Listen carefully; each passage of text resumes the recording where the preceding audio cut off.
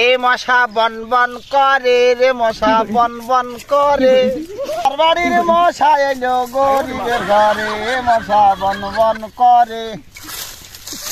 কি করবো পেঁপু বাগান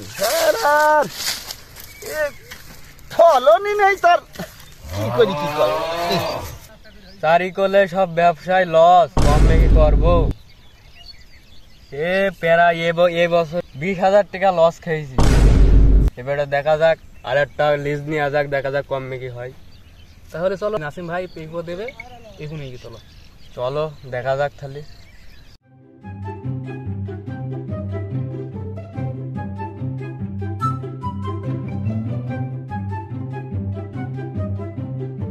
ওই তো ভুঁইয়ের মালিক দেখা যাচ্ছে, পেঁপো নিয়ে আসছে।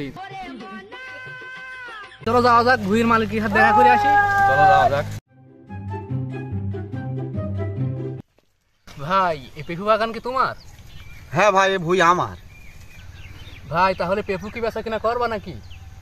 হ্যাঁ পেঁপু তো বেচতেই হবে, পেঁপু তো বেচাই লাগবে আমার। তাহলে কেমন কি দাম নিবা?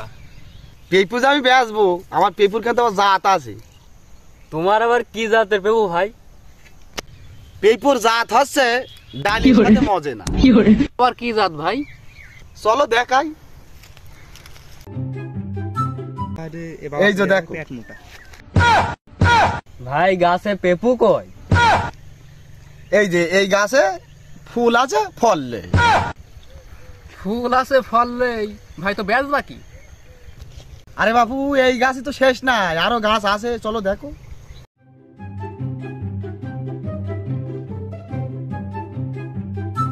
ভাই এইটা কি জাত? এইটাই তো সেই ডালের সাথে মজে না পেঁপুর জাত। ডালির সাথে মজা নাই, এ আবার কি জাত?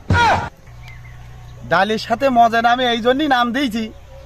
এই পেঁপু ডালের সাথে রাঁধতে গেলে ডাল সেদ্ধ হয়ে যায়, পেঁপু সেদ্ধ হয় না, এই জন্য নাম দিয়েছি ডালের সাথে মজে না।